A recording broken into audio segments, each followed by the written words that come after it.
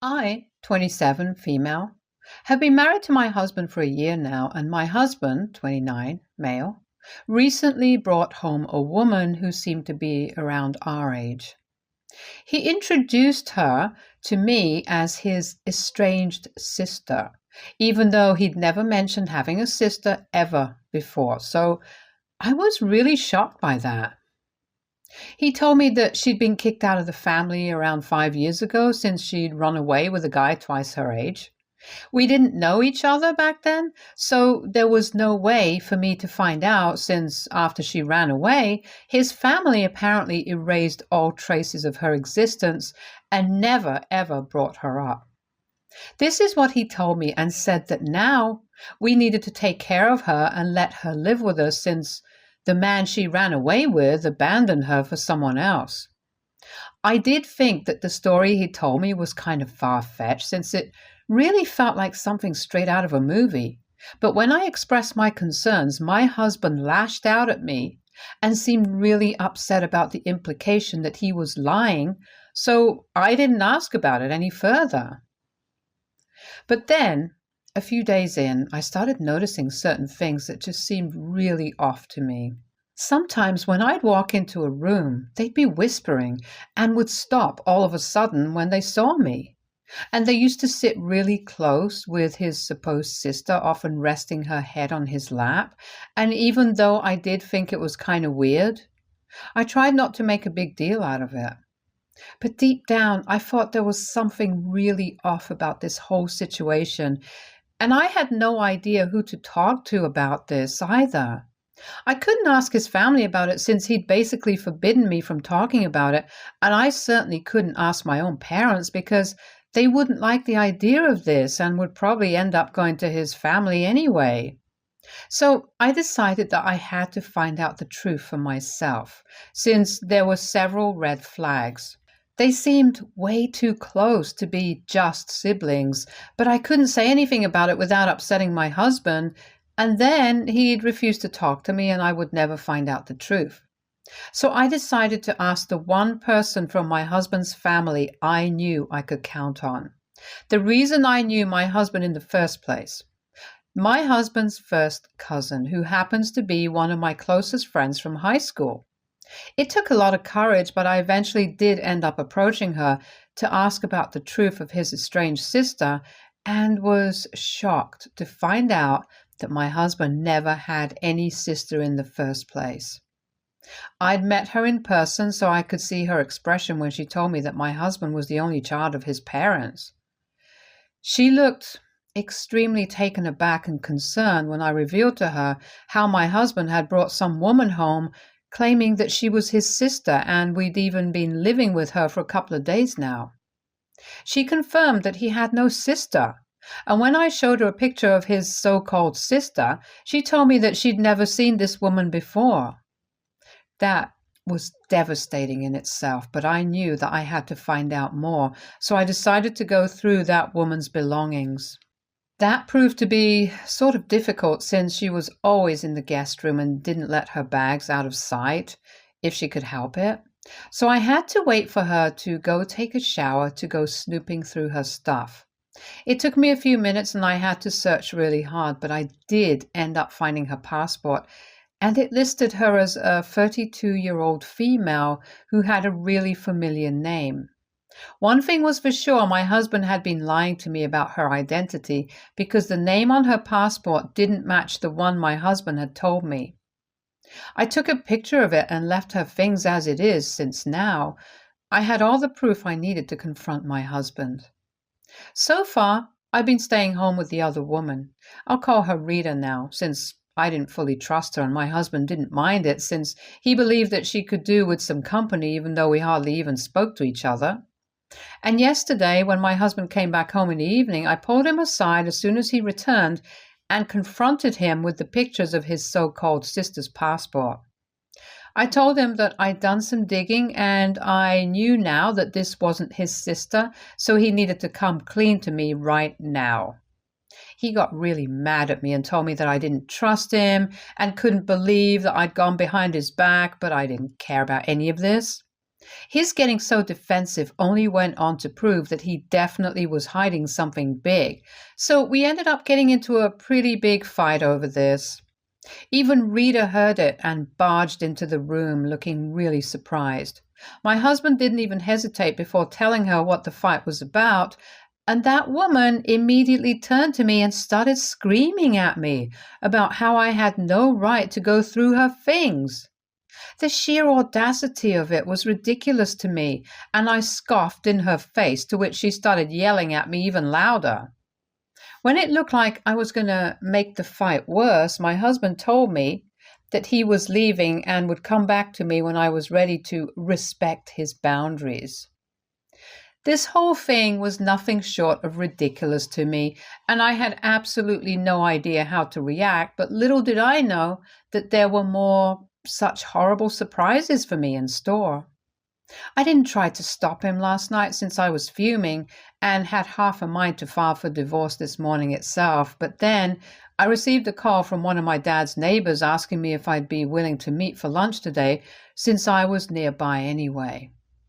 I was kind of confused since I hadn't visited my dad for 2 weeks, so she had no reason to be under the impression that I was visiting, and I told her that I wasn't there, but then she told me that she'd seen my husband's car pull up in the driveway really late last night and had seen him go in with a woman.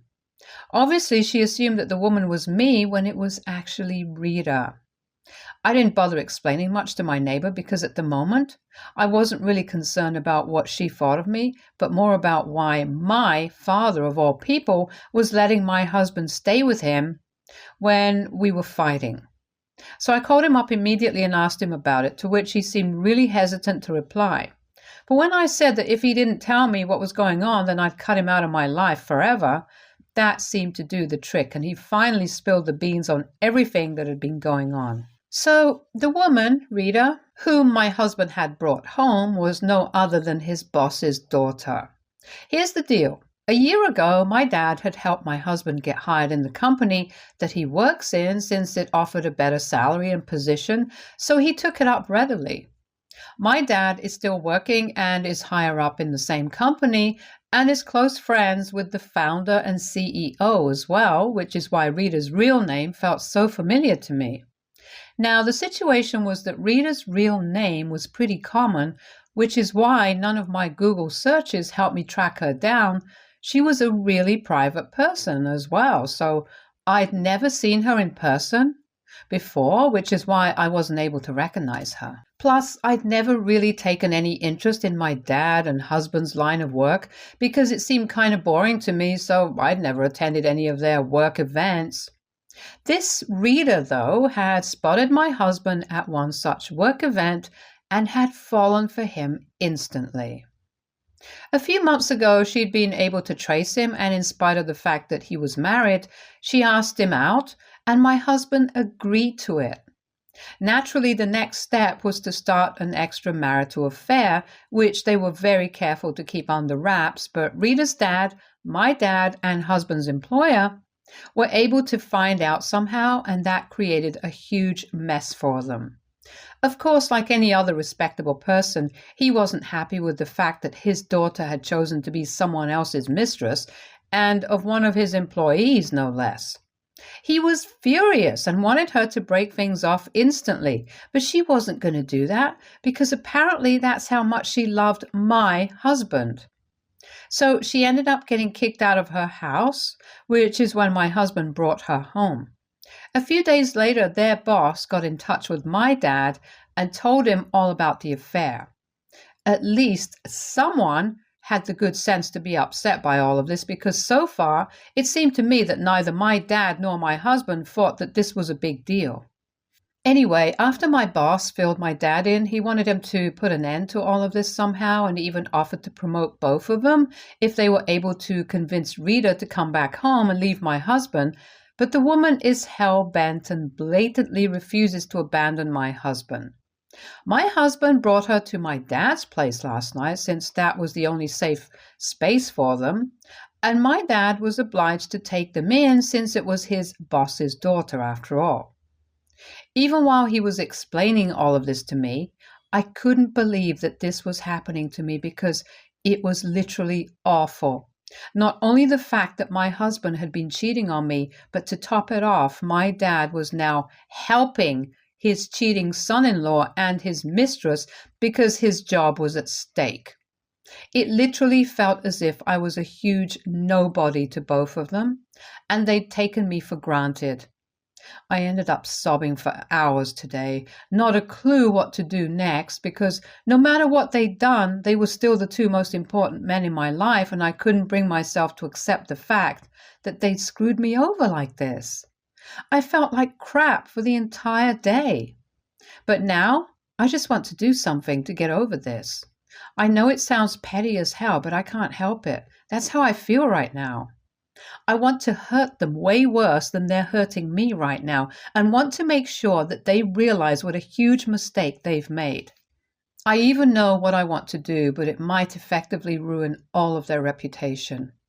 I know for a fact if I ask my old neighbor to click me a few pictures of the three of them together, she'll do it for me. And my husband didn't take his laptop with him. As far as I know, it's not password protected because he's never had to hide anything, but that might have changed in the recent few months. It's not a concern though, and with a little effort, I'll be able to get through. I'm thinking about sending a mass email to all his coworkers about what's happening with him and their boss's daughter. I know it's petty and low, but that's what I want to do. I have no hopes of fixing my relationship with my husband or even my dad, so I might as well get my revenge. So WIBTA if I sent out a mass email to all their coworkers telling them the truth? Update 1. I did it. It's been a day since I sent out the email, and it's been crazy. Not just for my husband, but my dad, but for me as well.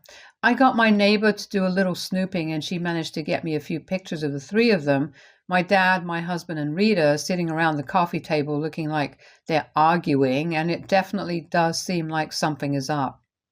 And that was all I needed, so I typed out an email with the gist of what was happening and sent it out a day ago. Thankfully, my husband's laptop wasn't password protected, so it was easy to access his email. I was kind of terrified of what was going to happen next, since this was bound to have serious repercussions.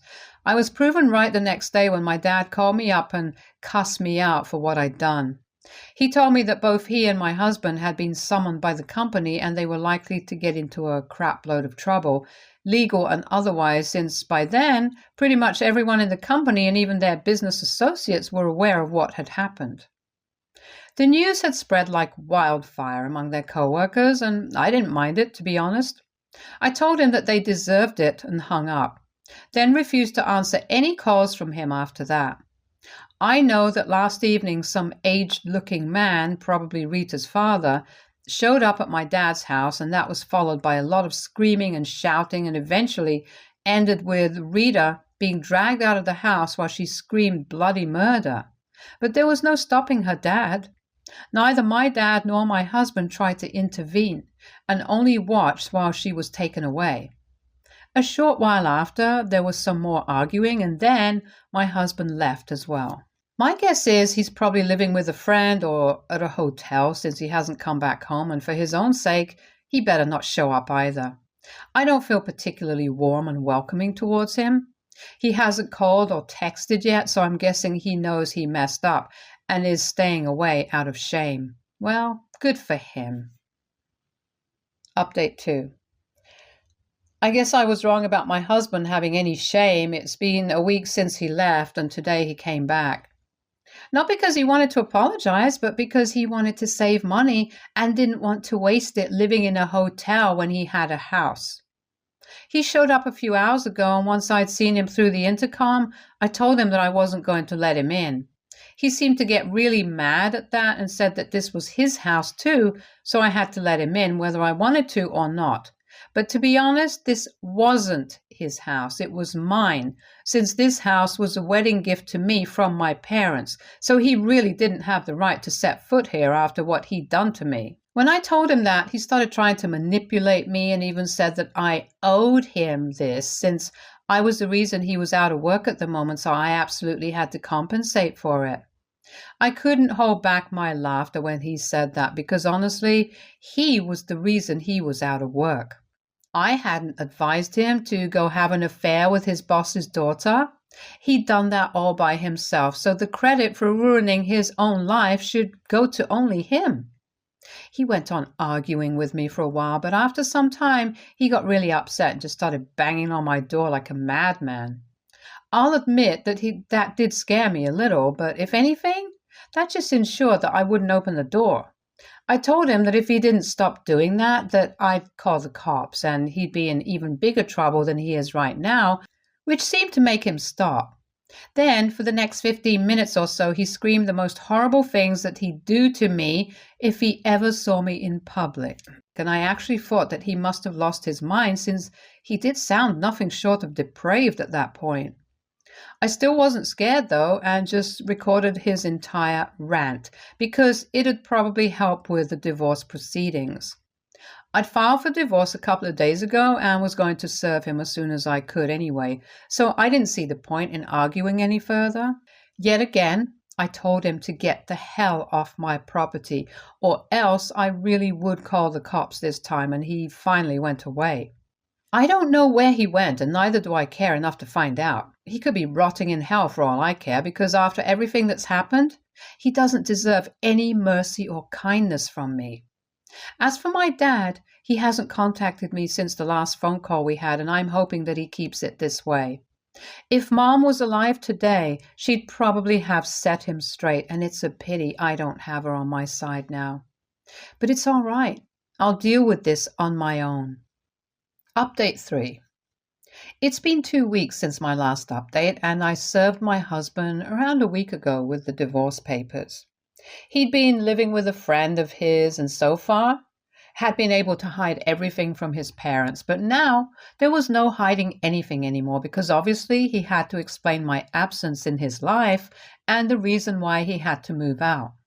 His family was shell-shocked, and even they reached out to me to apologize for what he'd done and even console me, which was pretty sweet of them. His dad told me that he'd definitely be out of my life, and they'd ensure that he doesn't do anything else to bother me anymore. I'm guessing it means that they're going to make sure he doesn't contest the divorce and doesn't try to negotiate during the settlement. It's nice that they're trying to look out for me and compensating for the disgusting things that my husband did. It's way better than the way my own father is treating me, at least. He's cut me out of his life completely and has even announced on his social media that he has no ties with me anymore. That was a couple of days ago, and I still haven't managed to get over it. I know that I should have seen this coming because, duh, what else would he have done after I messed up his reputation and career? But then again, this is my own father that we're talking about. Had anyone else, literally any other person, done the same thing to me, maybe it wouldn't have hurt as much. It would have stung, sure, but this just breaks my heart. This is the man who raised me, and now he's refusing to even acknowledge the fact that he was wrong and painting me as the bad guy when he knows full well whose fault it really was. He could have chosen to pick his daughter, but he didn't do that in the first place, which is why we're here now. It's a pity that this is happening, and I'm sure that my mother would have been shattered had she been alive. But then, if she'd been alive, none of this would have happened at all. I'm grateful for my neighbor and my friend, though. They've been nothing but the most emotionally supportive friends I could have asked for, and they're really helping me find reasons to not give up on the world right now. They're checking up on me almost every other day, and I'm reminded that maybe my father doesn't love me, but some people definitely do, and that's enough for me. Update 4. Hey folks, it's been a month since I filed for divorce, and true to their words, my in-laws made sure that my husband doesn't contest the divorce. I don't know how they managed to do it, but I'm grateful that they did. I also wish that they could have stopped him from harassing me on call last night. I just begun to get over this whole incident, but I was reminded yet again of just how cruel my husband was capable of being last night. He'd call me from a number I didn't recognize, and naturally I answered it since I didn't expect it to be him. As soon as I answered the call, he started yelling all sorts of expletives at me and called me every derogatory name that he could think of. For the first few seconds, I barely even knew how to react to that and couldn't even believe that this was happening right now. He sounded pretty drunk and was slurring his words, and after I finally comprehended what was going on, I hung up immediately and tried to block that number. But then he texted me from another number, presumably his friend's, and sent me a long text full of errors, but still readable, about how I deserved everything that had happened to me, and even worse. He even mocked how my own father didn't want me anymore and taunted me by saying that even my dad didn't want me, then it was really unlikely that any husband would.